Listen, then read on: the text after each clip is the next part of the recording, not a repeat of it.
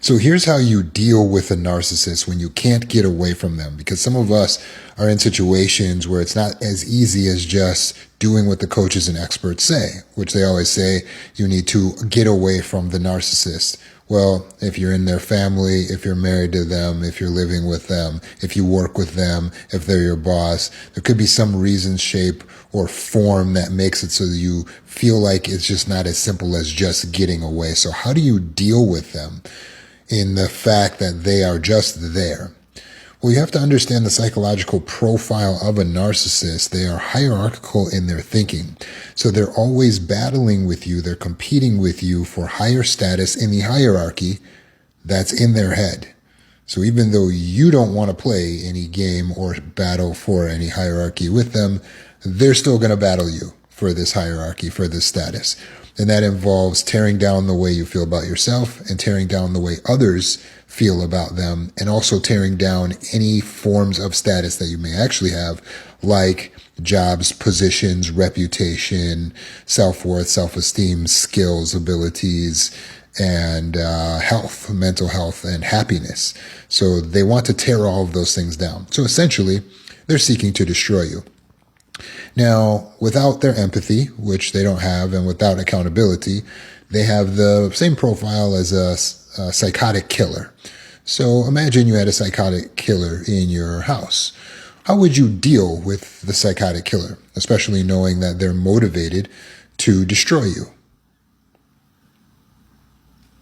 Well, what would you do? Probably you would just try to get away from them. You'd either try to get them out of your house, or you would leave the house in order to not be in the same space with them. Like roaches and rats, you don't say, well, how do I deal with them in the sense of how do I make it work with these roaches and rats? You say, how do I deal with them in the sense of how do I get rid of them? Because a narcissist is always looking to destroy you, there is no way to coexist peacefully and healthily with them. It's not possible to coexist peacefully and healthily with anyone who is seeking to destroy you. So therefore, your efforts to deal with them will always be met with you being harmed.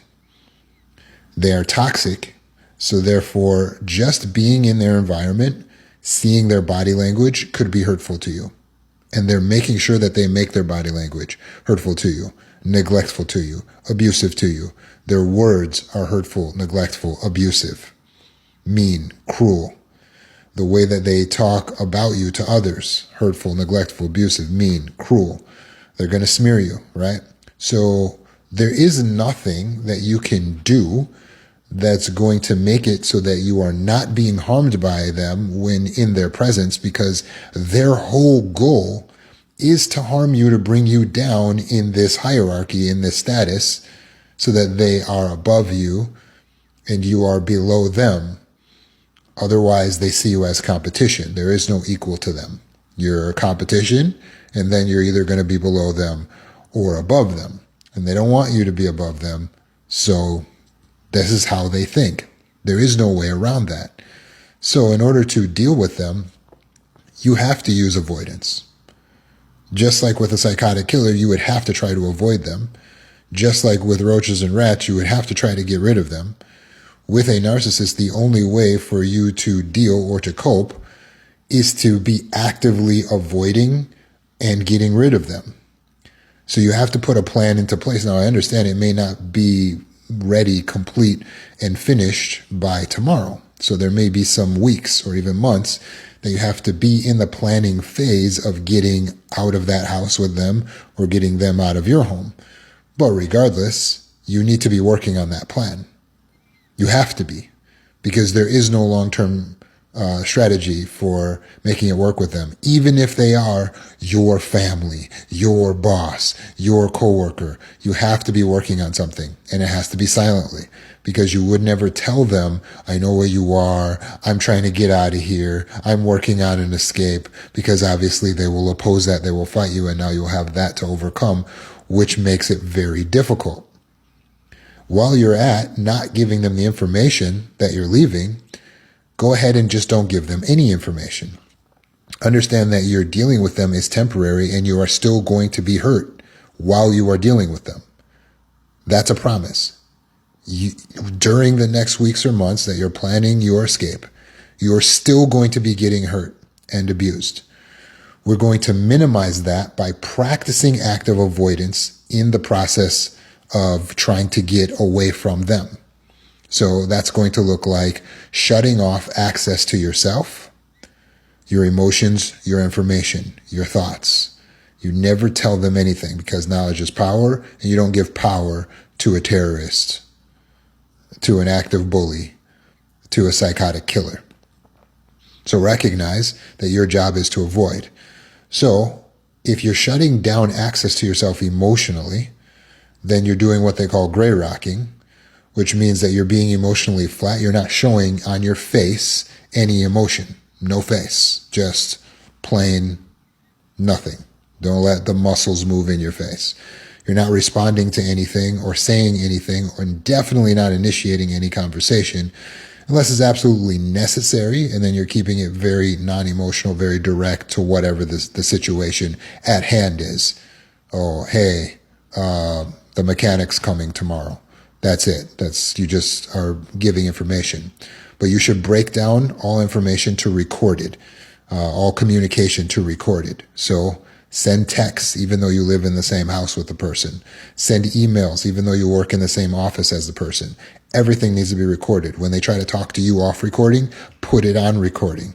Turn on your recorder on your phone, get a recording app on your phone, record all conversations. Don't tell me, well, that's illegal. Don't tell me that's not admissible in court. It's for you. It's your private recording because you need it, because they're going to try to gaslight you and say they didn't say things that they did say, and vice versa. So make sure you get a recording of everything.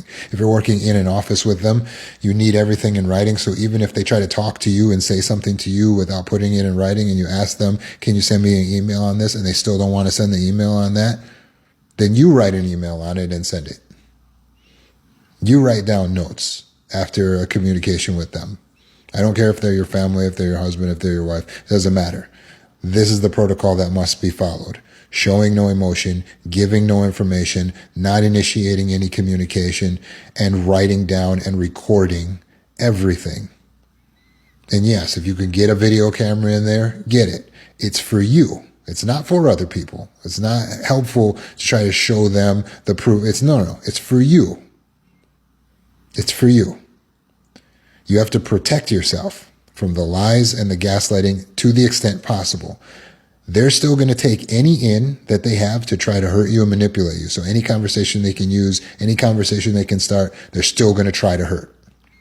And when they realize that you're acting different, and they realize when they try you to get you to respond, to react, and give them some narcissistic supply, which is going to be any emotional reaction on your part, and you're not giving them anything, then they're going to go to your outside circle and they're going to smear you. That's their next move. There is no way to not be hurt. You're in the house with a psychotic killer. But narcissists are not just trying to kill you physically, because they know they can't really get away with that. They want to kill you emotionally, mentally, your reputation, your self-esteem, your self-worth. They want to kill anything and everything that you have and watch you die slowly and painfully, so that they can point to you and say, look, that person's so much lower status than me. Look, they have to go to the hospital, the mental hospital. Look, they have to use medications. Look, I'm better. That's what they're trying to do. They want to put you in jail. Look, he has to go to jail. He's the bad guy. Do you understand? There is no way to coexist with that. So instead of trying to figure out how to deal with them because they're your family, you need to start trying to figure out how to get away from them. You have to practice active avoidance. If they're just in a social circle and they're not close, then just active avoidance is enough. It's just emotional, social avoidance. But if they're close to you, you need to get away from them. Let me know if you have any questions. Link is in my bio to do one-on-one sessions. And there's a special course on my website called How to Defeat a Narcissist. It tells you how to escape and to avoid being conquered.